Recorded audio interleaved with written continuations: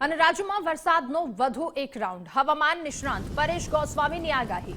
બંગાળની ખાડીમાં એક સિસ્ટમ સક્રિય થઈ રહી છે. પરેશ ગોસ્વામીએ કહ્યું 24 થી 30 સપ્ટેમ્બર સુધીના અનેક વિસ્તારોમાં વરસાદ વરસી શકે. આ સાથે પણ કહ્યું કે અનેક શહેરમાં 2 થી 5 ઇંચ સુધી વરસાદની શક્યતા છે. રાજ્યના 60 થી 65% વિસ્તારમાં મધ્યમથી ભારે વરસાદની શક્યતા વ્યક્ત કરી છે. તો પરેશ ગોસ્વામીએ કહ્યું કે ગાજવીજ અને પવનની સાથે વરસાદ વરસી શકે. દક્ષિણ ગુજરાતમાં અતિ ભારે વરસાદની શક્યતા વ્યક્ત કરી છે.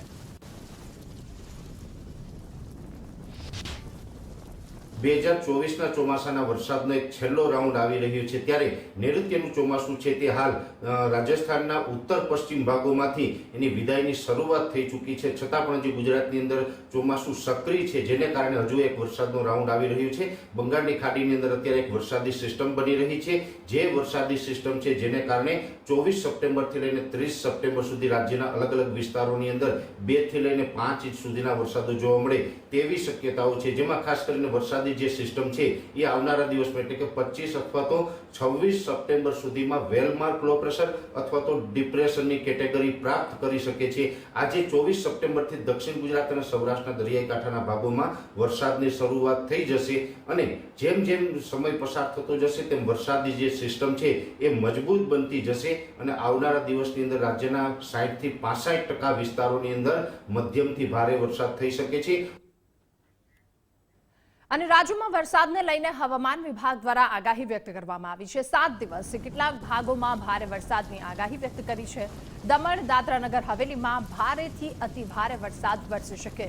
તો આ તરફ સુરત, નવસારી અને ડાંગમાં પણ આજે ભારે વરસાદની આગાહી વ્યક્ત કરવામાં આવી છે. અમદાવાદમાં તાપમાનમાં વધારો થયો.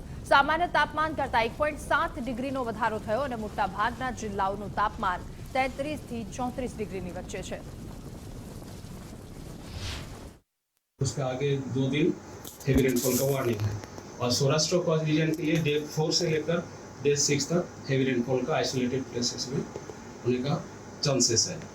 इसमें जो मेनली डिस्ट्रिक्ट आएगा डे 1 में नवसारी, वलसाड, दमन, दादरा नगर हवेली में हेवी रेनफॉल होने का चांसेस है और डे 2 में आपका जो district mainly south Gujarat region में होगी और उसके आगे जो heavy to very heavy rainfall का वार्निंग दिया गया है.